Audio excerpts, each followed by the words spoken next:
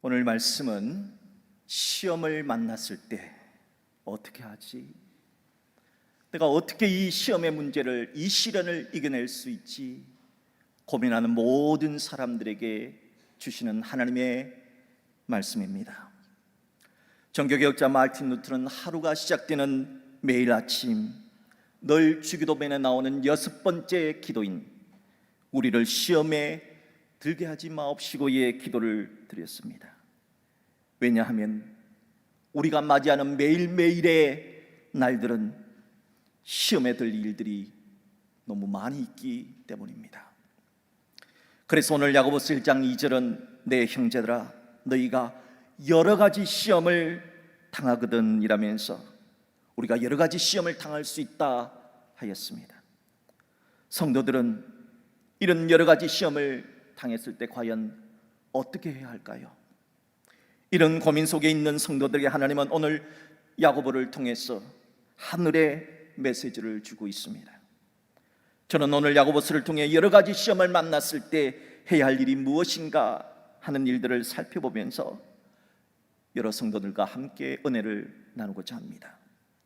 먼저 우리들이 당할 수 있는 여러 가지 시험은 크게 3가지로 압축할 수가 있습니다. 사탄으로부터 오는 시험이 있고요, 또 사람으로부터 오는 시험이 있고요, 심지어는 하나님으로부터 오는 시험도 있습니다. 첫째, 사탄으로부터 오는 시험은 신자들을 넘어뜨리려고 하는 아주 못된 시험인데 유혹성 시험입니다.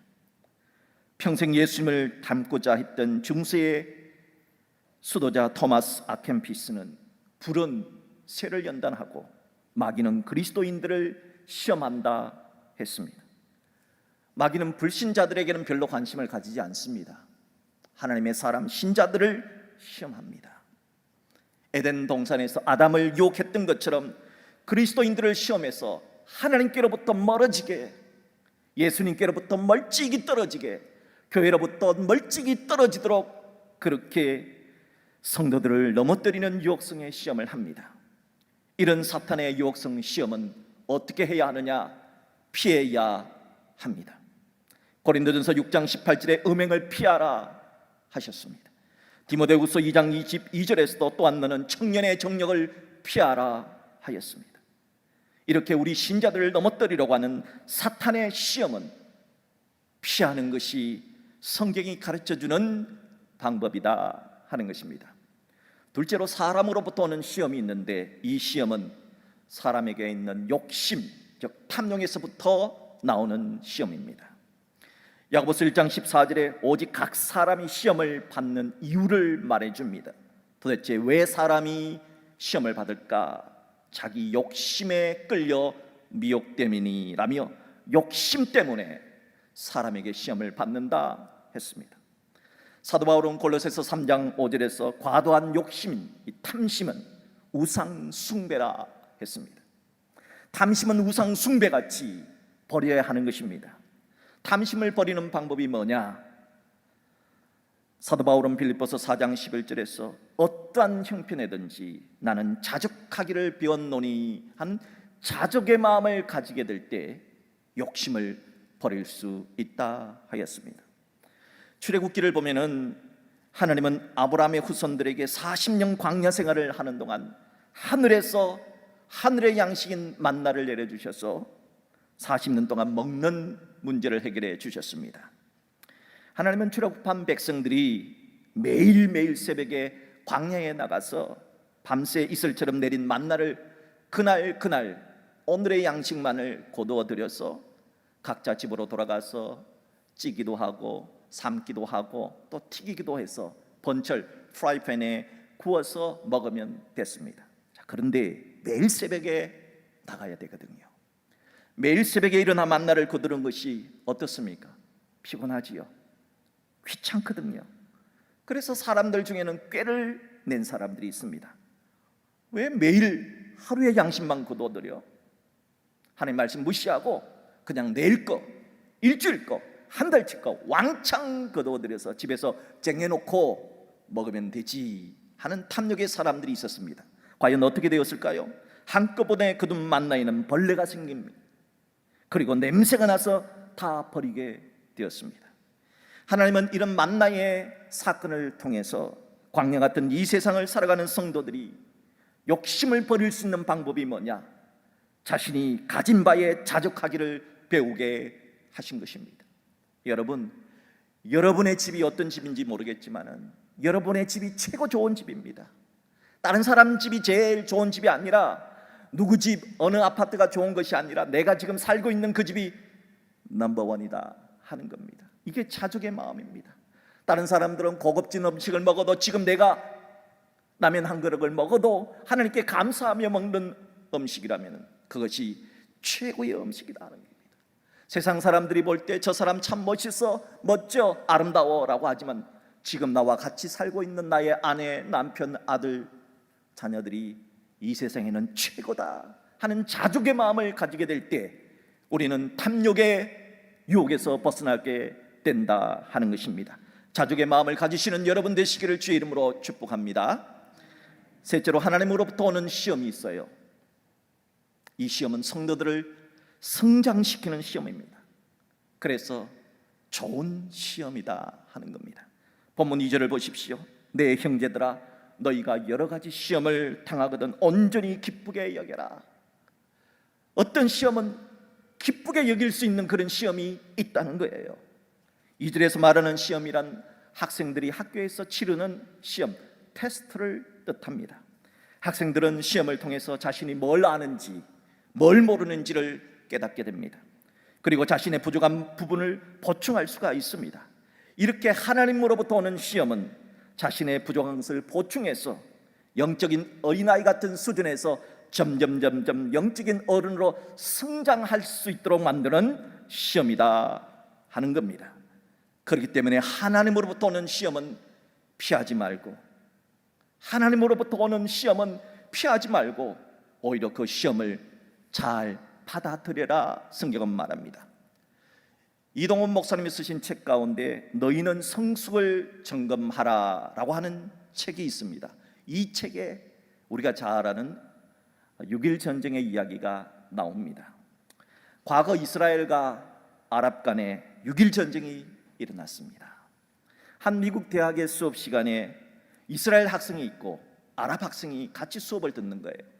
그래서 교수님이 그 두 학생에게 어제 이스라엘과 아랍 간에 전쟁이 일어난 것 알고 있느냐, 소식 들었느냐 했더니 이 두 학생이 전혀 모르는 거예요. 처음 듣는 얘기라면서. 두 나라 간에 전쟁이 일어났지만은 너희들은 수업을 열심히 해야 된다. 공부 열심히 해서 장차 이스라엘에도 아랍에도 좋은 그런 나라 만들어야 된다. 이렇게 격려를 해 줬습니다. 그런데 그 다음 날 두 학생이 학교를 나오지 않는 거예요. 수업 시간에 없는 거예요. 그래서 교수님이 두 친구들, 그 다른 친구들이 물었습니다. 이 두 친구 어디 갔냐 그랬더니 이렇게 대답을 하는 겁니다. 이스라엘 친구는요, 이스라엘에 전쟁이 나서 이스라엘 위해서 전쟁하러 갔습니다. 이스라엘로 갔습니다. 그래 다른 친구는, 아랍 친구는요, 혹시 아랍 자기 나라에서 군대 오라고 할까봐 무서워서 모든 연락을 다 끊고 도망가 버렸습니다. 여러분, 어떤 나라가 이 전쟁에서 이기겠습니까? 이스라엘이 이겼습니다. 이스라엘은요, 이 6.1 전쟁에서 주변에 있는 모든 아랍 국가를 다 무너뜨리고 아주 대승을 하게 된 겁니다. 이것이 바로 그 유명한 6.1 전쟁입니다. 오늘 이렇게 하나님이 주시는 시험은 전쟁 같기도 합니다. 우리가 만나는 여러 가지 시험은 전쟁 같기도 합니다. 하지만 피하지 말라는 겁니다. 결국은 마침내는 우리에게 유익을 주시는 것이기 때문에 피하지 말고 적극적으로 그 시험을 받고 시험을 잘 치러내라 하는 것이 성경의 말씀입니다. 야고보스가 쓰여질 당시 성도들은 이렇게 때로는 사탄으로부터 오는 시험, 사람으로부터 오는 시험, 그리고 하나님으로부터 오는 시험을 받았습니다. 본문 1절에 의하면 그 사람들을 누구로 불렸느냐? 흩어져 있는 12지파라고 불렀습니다. 최초의 교회인 예루살렘 교회는 극심한 박해를 받았습니다. 사탄이 주는 시험이지요. 자, 사탄이 주는 시험은 어떻게 하라 그랬습니까? 피하라 그랬습니다. 그래서 피난을 갔습니다. 어떤 사람은 멀리 외국까지 가서 피난을 간 사람이 있었습니다. 그렇게 박해를 받아서 피난을 갔는데 그곳에서도 시험이 있었습니다. 피난민들 중에는 먹고 살아야겠다며 배신하는 사람이 있었고, 밀고 하는 사람도 있었고, 식량을 훔쳐가는 사람들이 있었습니다. 이것은 사람으로부터 오는 시험이었습니다. 그런 사람들은 대부분 영적인 어린아이와 같은 초보적 신자였습니다. 하나님은 이런 초보적 신자들을 단련하고 성장시키기 위해서 시련에서 구해주지 아니하시고 시련을 겪도록 시험을 허용하셨던 겁니다. 지금도 그때처럼 여러 가지 시험을 당하고 있는 전 지구상에 흩어져 있는 수많은 성도들이 있습니다. 그 성도들은 수많은 시험 속에 놓여져 있습니다. 그래서 그들 흩어져 있는 12지파, 그들에게 어떻게 하면 이 시험의 문제를 해결할 수 있는가 하는 것을 오늘 야고보를 통하여서 기록하게 하신 것입니다. 야고보서의 저자인 야고보는 예수님의 친동생 야고보입니다. 이 야고보는 본래 형님이신 예수님을 믿지 않았습니다. 그러다가 분명히 예수님이 십자가에 못 박혀 죽었는데, 분명히 장례식까지 다 치루었는데 그 예수님이 부활을 하셨어요. 부활하셔서 이 동생 야고보를 찾아와 주신 겁니다. 얼마나 놀랐겠습니까? 그리고 얼마나 미안했겠습니까? 그런 다음에 예수님의 부활을 목격한 다음에 예수님의 동생 야고보가 예수를 믿게 되었습니다. 그리고 최초의 교회였던 예루살렘 교회의 첫 번째 목회자가 되었던 겁니다. 예수님의 친동생이지만은 예수님을 믿지 못했던 야고보는 초대 예루살렘 교회의 목회자가 되어서 과거 자신의 못난 것을 뉘우치며 박해 속에서 끝까지 피난가지 않고 예루살렘 교회를 지키다 교회에서 순교하셨습니다. 하나님은 예수님의 친동생 야고보, 이 야고보가 성경을 기록할 때 본인이 이렇게 기록을 합니다. 하나님과 주 예수 그리스도의 종 야고보라고. 예수님의 친동생 야고보라고 기록하지 않습니다. 이렇게 변화된 겸손의 종 야고보를 들어서 쓰셨습니다. 그리고 피난 중에 있는 성도들을 생각하면서 얼마나 기도를 많이 했던지 무릎이 낙타 무릎처럼 되었다 해서 그 별명이 낙타 무릎 야고보가 된 이 기도의 종 야고보를 통해서 오늘 우리들에게, 시험을 당한 성도들에게 하늘의 메시지를 내려주고 있는 것입니다. 과연 기도의 종 야고보, 겸손의 종 야고보가 전해주는 하늘의 메시지는 무엇일까요?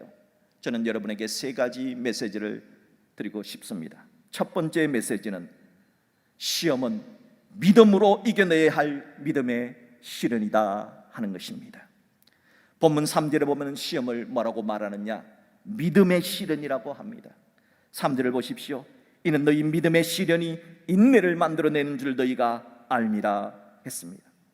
3절의 시련이라고 하는 이 단어는 도자기 공들이 만든 단어래요. 도자기 공들이 도자기를 이렇게 흙으로 만들어서 가마에 넣어서 그 몇 날 며칠을 불을 떼지 않습니까?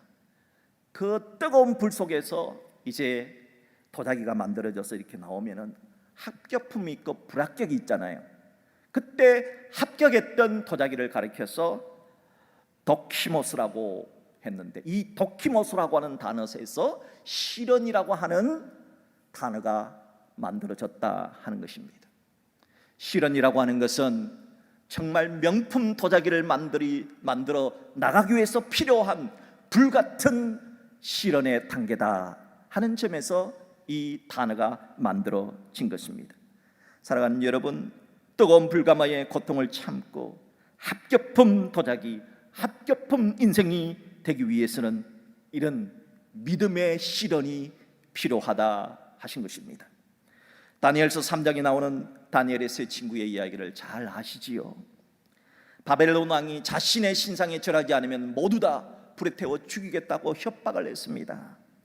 그때 다니엘의 세 친구는 자신이 불 속에 들어가서 불타 죽는 것을 알면서도 신상에 절하지 않았습니다. 결국은 불타는 풀무불 속에 들어가게 됐죠. 그래서 이 화가 난 바벨론 왕이 평소보다 7번이나 더 강력한 불을 떼서 모두 다 불살라 버리려고 했습니다. 자, 그럼에도 불구하고 하나님을 믿었던 이 다니엘의 세 친구에게 과연 하나님은 어떻게 해 주셨을까요? 다니엘서 3장 27절은 이렇게 말합니다. 이 사람들을 본 적 불이 능히 그들의 몸을 해하지 못하였고, 머리털은 어떻게 되었을까요? 머리털도 그을리지 않았고, 머리털 하나 그을리지 않게 해주셨다는 겁니다. 겉옷은 어떻게 되었습니까? 겉옷 빛도 변하지 아니하였고 불탄 냄새도 없었더라. 사랑하는 여러분, 하나님은 우리에게 다가오는 여러 가지 불같은 시험일지라도 이 어려운 일을 당할 때 하나님을 더욱더 의지하는 사람, 이 사람에게는 믿음의 시련처럼 우리를 완성된 합격품 도자기, 합격품 인생으로 만들어 주신다 하는 것을 믿으시고, 찬송가 543장의 가사처럼 어려운 일을 당할 때 더욱더 주님을 의지하고 더욱더 주님을 믿는 여러분 되시기를 주님의 이름으로 축복합니다. 두 번째 하늘의 메시지는 시험이 어렵더라도 버텨내라는 겁니다. 힘들더라도 버텨내고 인내하라는 메시지입니다. 본문 4절을 보십시오. 인내를 온전히 이루라. 힘들더라도 버텨내라는 겁니다. 여러분, 코로나19 얼마나 힘듭니까? 벌써 1년 반이잖아요. 언제 끝날지 모르잖아요. 우리가 당하는 시험이라고 하는 것은 기간이 없습니다. 시험이 한 번 시험이 끝난다고 또 다른 시험이 안 온다는 보장도 없습니다. 그래서 하나님은 말씀합니다. 그렇지만 버텨내라고. 사랑하는 여러분, 버텨내십시오. 버텨내야 됩니다. 인내하십시오. 인내해야 합니다. 누가복음 22장에는 예수님께서 겟세마네 동산에서 기도하실 때 예수님을 붙잡으러 온 사람들의 이야기가 기록되어 있습니다. 유대교 지도자들이 군인을 보내고 대제사장을 종을 보내서 금과 몽치를 들고 예수님을 붙잡아 가려고 했습니다. 그때 베드로가 틈속에 칼을 끄집어내서 대제사장의 종의 귀를 잘라버립니다. 이것을 본 예수님은 그 잘려진 그 귀를 그 대제사장의 종의 귀에다가 붙여주시면서 고쳐주시면서 베드로에게, 화가 난 베드로에게 이렇게 말씀하셨습니다. 이것까지 참으라. 믿음, 소망, 사랑, 그 중에 최고는 사랑이라 말했던 사랑적인 고린도전서 13장에서도 사랑은 뭐냐? 사랑은 오래 참고, 오래 참는 것이 사랑의 첫 번째라는 겁니다.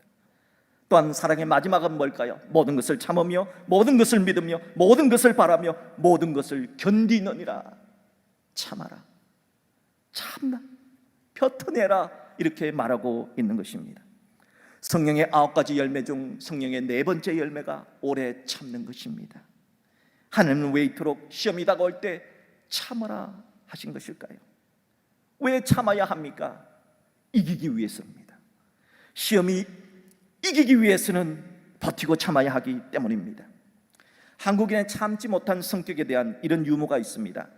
외국인은 자판기에 커피 이렇게 뚝 누르면은 커피가 다 내려오고 난 다음에 불이 꺼진 다음에 손을 넣어서 컵을 끄집어낸답니다.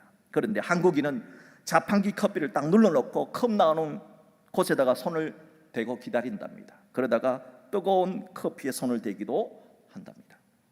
외국인은 사탕을 쪽쪽 빨아먹는답니다. 그런데 한국인은 사탕을 쪽쪽 빨아먹지 않고 깨물어 먹다가 때로는 이가 부러지기도 한답니다. 외국인은 아이스크림을 혀로 핥아먹는답니다. 그러나 한국인은 아이스크림은 베어 먹어야지 언제 핥아먹느냐, 이러다가 벌떡 걸린다 생각해서 한 입에 아이스크림을 확 먹다가 너무 차고 이가 시려서 순간적인 두통에 아이고 머리야 하면서 괴로워할 때도 있다는 겁니다. 참지 못하면은 손해가 있다는 얘기죠. 그래서 하나님의 사람 욥은 이렇게 말했습니다. 욥기 23장 10절의 말씀입니다. 그러나 내가 가는 길을 그가 아시나니 그가 나를 단련하신 후에는 내가 순금같이 되어 나오리라 했습니다. 시험이나 시련은 힘들고 버티는 것이 힘들고 어렵지만, 그러나 그 시간은 나를 단련하는 시간이라는 겁니다. 나를 정금 같은 인생으로, 합격품 인생으로 단련하는 인생이니까 참아야 된다, 버텨야 된다, 그렇게 말하고 있는 것입니다. 시골에서는 겨울철이 지나면 이른 봄이 되면 보리가 파릇파릇 싹이 올라옵니다.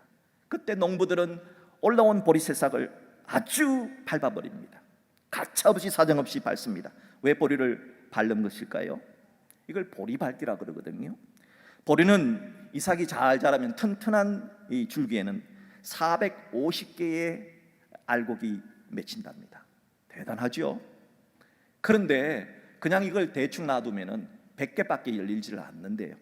그래서 밟아주면은 이게 튼튼한 줄기가 나와서 100개가 아니라 100개 달릴 때 150개, 200개, 250개, 300개, 400개까지 달리는 놀라운 일이 일어나게 된다 하는 겁니다. 하나님의 자녀들에게 주어지는 시험도 마찬가지입니다. 하나님이 주시는 시련은 보리밟기와 같은 의도를 담겨져 있습니다. 바라기는 사랑하는 성도들, 지금 어렵지요. 많이 힘들지요. 그러나 하나님께서는 이 참는 기간을, 버텨내는 이 기간을 허투루 여기지 않으실 겁니다. 하나님 반드시 우리에게 좋은 날 허락해 주실 줄 믿습니다. 그런 믿음을 가지시고 좀 버텨내시기를, 인내해내시기를 주의 이름으로 축복합니다. 마지막 세 번째 메시지는, 시험은 의심하지 말고 하늘의 지혜를 구함으로 이겨내라, 하늘의 지혜를 구함으로 이겨내라 하십니다. 하나님은 시편 126편 5절에서 눈물을 흘리며 씨를 뿌리는 자 기쁨으로 거둔다 했습니다. 시편 126편 6절에서 울며 씨를 뿌리는 나가는 자 반드시 기쁨으로 그 곡식단을 가지고 돌아온다, 철석 같은 약속을 해 주셨습니다. 언젠가 TV에서 황량한 사막이 있는 사막 마을로 시집간 여인이 있었습니다. 시집을 갔더니 동네 사람 한 명도 없고 사막에 진짜 풀 한 포기, 나무 한 포기도 없는, 한 그루도 없는 그런 사막에 시집을 간 겁니다. 이거 얼마나 황당했겠습니까? 그 여인이 몇 날 며칠을 눈물을 흘렸습니다. 집에 간다고. 근데 갈 수가 없잖아요. 그런 다음에 뭔가를 결심하고 그때부터 나무를 심기 시작했습니다. 무려 20년 동안 사막에 나무를 심었습니다. 20년 후에는 어떻게 되었을까요? 그 나무 사막이요, 정말 울창한 꽃과 나무와 열매가 맺히는 그런 정말 멋진 정원 같은 그런 것으로 바뀌게 되었습니다. 그 여인은 어떻게 그 험한 사막에서 20년 동안 비가 오나 눈이 오나 바람이 부나 나무를 심을 수 있었을까요? 그 마음속에 확신이 있었기 때문입니다. 꿈과 확신이 있었기 때문입니다. 믿음의 사람은 마음속에 꿈이 있어야 되고 확신을 가져야 됩니다.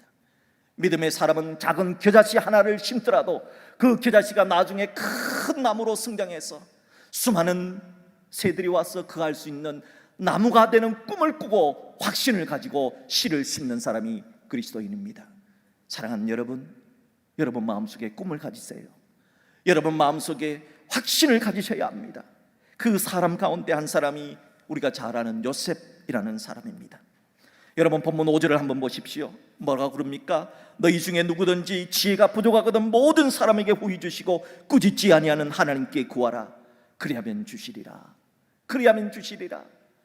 여러분 하늘의 지혜를 받아야 꿈을 꾸고 그 꿈을 이루어갈 수가 있습니다. 요셉이 그랬거든요. 의심하지 말아야 됩니다. 본문 6절을 보십시오. 오직 믿음으로 구하고 조금도 의심하지 말아라. 사람은 의심해도 됩니다. 돌다리는 두들겨 봐야 됩니다. 하지만 하나님은 의심할 필요 없고 두들겨 볼 필요가 없다는 것입니다. 요셉의 이야기를 하겠습니다. 요셉은 이집트 사람이 아닙니다. 그런데도 이집트에 가서 국무총리가 되었습니다. 어떻게 이집트 사람 아닌 요셉이 이집트 제국의 국무총리가 될 수 있었습니까? 요셉이 이집트 왕 바로를 만나서 이집트 왕에게 7년 대풍년 이후에 7년의 끔찍한 대기근이 오는데 그 기근을 방어할 지혜로운 대안을 하나님께 받아서 말해 주었기 때문입니다. 그렇다면 누가 이집트 왕에게 이 요셉을 소개시켜 주었을까요? 성경에 보면 왕의 술 맡은 관원장이다 그랬습니다. 왕의 술 맡은 관원장은 어떻게 요셉을 알았습니까? 요셉하고 같은 감옥에 있었기 때문입니다. 요셉과 함께 보디발 장군 집에 있는 감옥에 함께 갇혔기 때문입니다. 그렇다면 요셉은 어떻게 왕의 술 맡은 관원장을 만난 보디발 장군 집에 있는 감옥에 갇히게 되었습니까? 그 집에서 노예가 되었기 때문입니다. 아니, 요셉은 또 어떻게 해서 노예가 되었습니까? 형님들한테 왕따를 당해서 노예가 되었거든요. 형님들은 왜 동생인 요셉을 팔아버린 겁니까?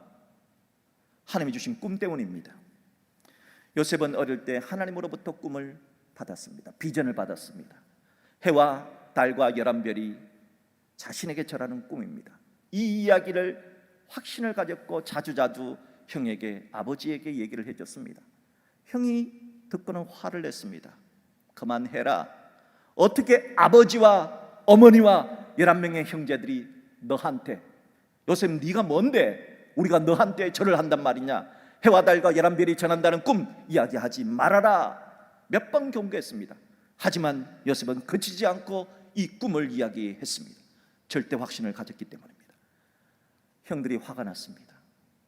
그리고 내가 네 쫄병이 된다는 말이냐, 웃기는 소리 하지 마라. 화를 내고 분이 너무 뻗쳐서 결국은 요셉을 인신매매해 버렸던 것입니다. 여러분 어떻게 보십니까? 결국 요셉이 이집트의 국무총리가 된 것을 계속해서 추적해서 들어가면은 뭐 때문입니까? 하나님이 주신 꿈 때문입니다. 하나님이 주신 꿈에 대한 절대 확신을 가졌기 때문입니다. 하나님은 그런 확신을 가진 사람이 많은 시험을 당하고, 정말 많은 시험을 겪어냈잖아요. 그런 시험을 당하고 또 시험을 당해도 그 꿈을 하나님은 반드시 이루어 주셨다 하는 것이 그 유명한 요셉의 이야기입니다. 여러분, 요셉은 그 많은 시련 속에서도 확신을 가졌습니다. 형들에게 왕따를 당할 때도, 인신매매를 당할 때도, 노예가 되었을 때도, 누명을 쓰고 억울한 감옥살이를 했을 때도 요셉은 하나님이 주신 꿈을 꾸고 비전을 꾸고 절대 확신을 가진 것입니다. 그래서 오늘 성경은 우리에게 말합니다. 하늘의 지혜를 구했던 요셉처럼 우리들에게도 의심하지 말고, 하나님의 주신 꿈, 비전 의심하지 말고 하늘의 지혜를 구하라 하신 것입니다. 사랑하는 여러분, 여러분들도 하늘의 지혜를 구하십시오. 하늘의 지혜를 구하셔서 요셉처럼 위대한 승리자가 될 수 있기를 주의 이름으로 축복합니다. 사랑하는 여러분, 스페인 속담에 이런 속담이 있어요. 돌이 많은 시내가 더 아름다운 음악을 만든다. 인생을 살아가면서 얼마나 많은 큰 돌, 적은 돌에 시험이 있습니까? 큰 시험은 큰 시험대로, 작은 시험은 작은 시험대로 시냇물이 부딪히듯 부딪힙니다.